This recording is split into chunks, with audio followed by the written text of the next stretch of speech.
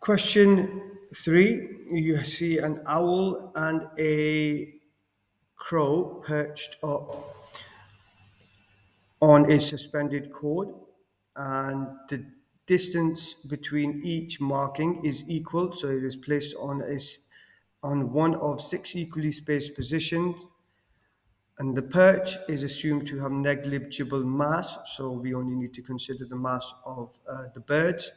And here the key word is the object is in equilibrium. Okay, so this question starts off with asking what is meant by in equilibrium. So whenever we are looking at forces in equilibrium, the net force on the object is equal to 0, and the sum of the clockwise moments is equal to the sum of the anti-clockwise moments.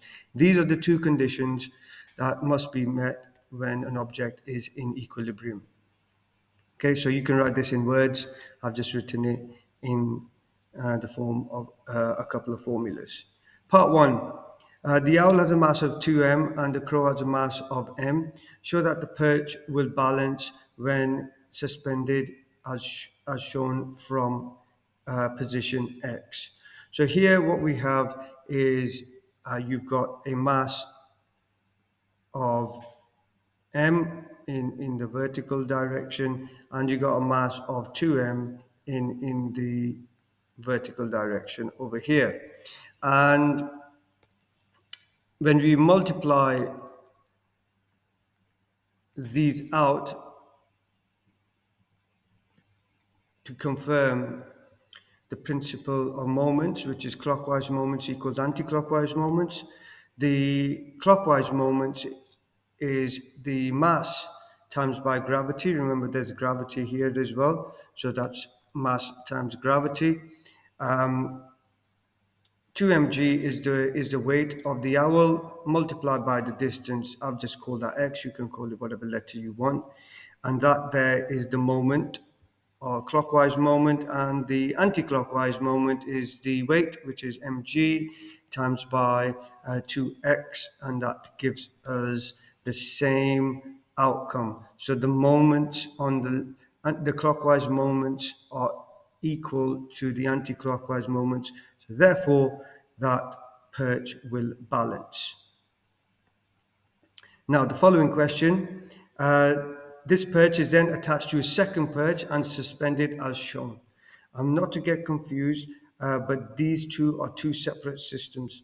Although you might see there's a pivot here and there is a pivot here also, each perch, you have to think of it as separate. Okay, so each crow has the same mass m, and the owl has the same mass 2m. So what we've got is, we know that this perch has negligible mass. We know this crow has a mass of m, and we know this has a mass of 2m. So overall, this wire, this rope, is pulling down on this perch with a mass of 3m, which is the mass of these two together. Okay, now that's the first thing to consider. So explain with the aid of a calculation which type of bird sits at A and which type of bird sits at B to ensure the whole arrangement is in equilibrium. So there's a bird that sits in this position, and there's a bird that sits in, I'll change the color. So the bird that sits in this position here,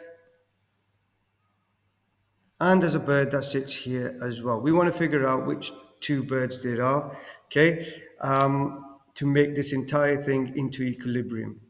So again, the idea of equilibrium, the net forces are equal to 0, and the clockwise moments are equal to the anti-clockwise moment. Let's go with the principle of moments to try to solve this question. So what we've got is, this is the perch which is balanced. Now, we've got to pick some position for the clockwise moment. So there's your pivot. If a bird was sat here, it will create a clockwise moment. this crow also creates a clockwise moment. So let's start off with the crow for all the clockwise moments. The weight of this crow is M, as we've been told, okay? And we know that the weight is mg, vertically downwards. The distance to the pivot is 3x, so the moment is mg times by 3x. That's the moment of this crow here. But we also have a bird that's sat here. I don't know the mass of that, so I'm going to call it mb. Okay? Now, that weight is equal to the mass of the bird times by g, and that distance to the pivot is x, so it's mb times by g times by x. On the other side, we have got a anti-clockwise moment created by the bird which sits here, and an anti-clockwise moment that's created by this perch underneath.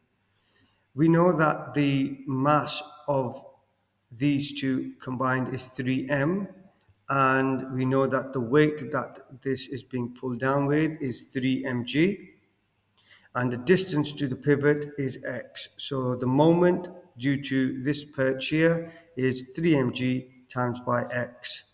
And the moment created by the bird sat on perch A, we don't know the mass, so I've called it mass of the bird in position A, times by g, which will be the weight downwards, multiplied by the distance to the pivot point, which is 2x.